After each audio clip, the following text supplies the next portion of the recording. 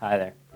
Welcome to The Study, a satirical news show brought to you by a member of the actual 1%. Because like all successful comedians, I opted out of actually contributing to the economy in any way and instead chose a profession where I get a lot of attention, somehow lucked out and became ultra rich, and now I know what's best for the working class. Let's begin.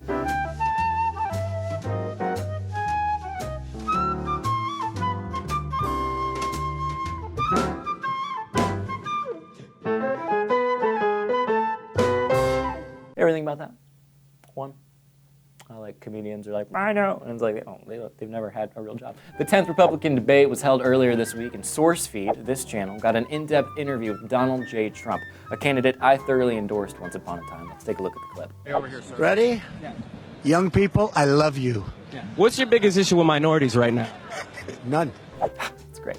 So congratulations to both Matt Lieberman and that little black kid. The GOP debate itself was enjoyable for what it was, which, as is the case in all GOP debates, a process of sifting through the candidates talking about actual policy just to find fodder to make fun of them for in my show. It's exhausting when Ben, asleep while driving the cars, and starts rambling on in a gentle voice. Doesn't he know that, like, he sounds too gentle? It's like he's putting everybody to sleep. Meanwhile, Trump is a cartoon, so it's like he's too... Hold on, do you feel that? Like inside of you? It's boredom.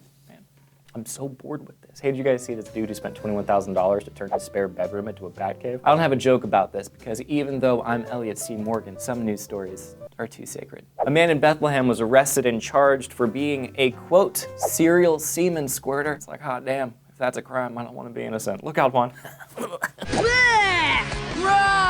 Ew! Disgusting! Now you might be wondering what's going on here. Apparently, he would throw semen on women, specifically their buttocks, which means he got so good at his craft he was able to perfect his aim. He's the hero Gotham needs, but not the one that, he's not the guy that decorated his room like a bat cave. That was a different guy we were talking about earlier. A 29-year-old schooled a 25-year-old after the younger person complained about working for Yelp and not being able to afford things in a big city. It's hard for me to make jokes about things I don't understand, like this girl who couldn't afford things, or love. Still, the article is very well written and goes to show the stark differences just 4 years can make in someone's life. You'd think people would understand that, because most 4-year-olds I've met, which has been like 2 in my lifetime, are vastly more intelligent than those stupid little babies. And that brings us to today's contractual obligation, where I'm forced to talk about something somewhat relevant, even though none of it really matters. Let's do a slideshow this time of Kesha. Hey!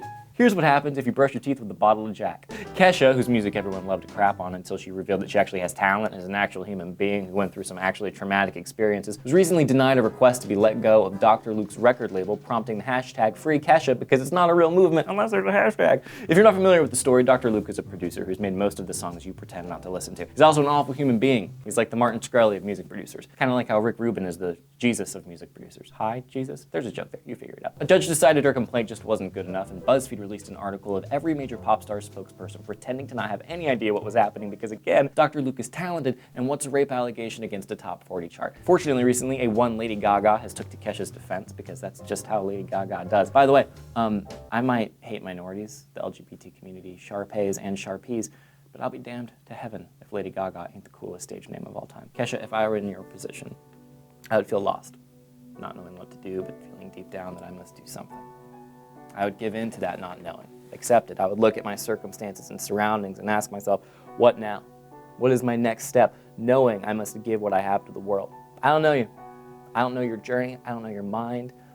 But I see your power and I see your strength, and I know the gold you have already given it and are about to give this world. Thank you, Ross Everett. Oh!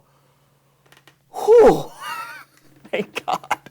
For a second, I thought I was getting sentimental. Whew, that was disgusting. I felt the icy hot pick of humanity sort of stabbing against my heart. Oh, geez, turns out I was just plagiarizing that Jewish guy's Tumblr. Anyway, good luck, Kesha. This has been The Study. Thank you for watching, and remember, poor people, what are you doing? Hey, can I play her music and can we dance? Is that allowed? She's gonna be f***ing great though. Pete is freezing his eggs, or her eggs.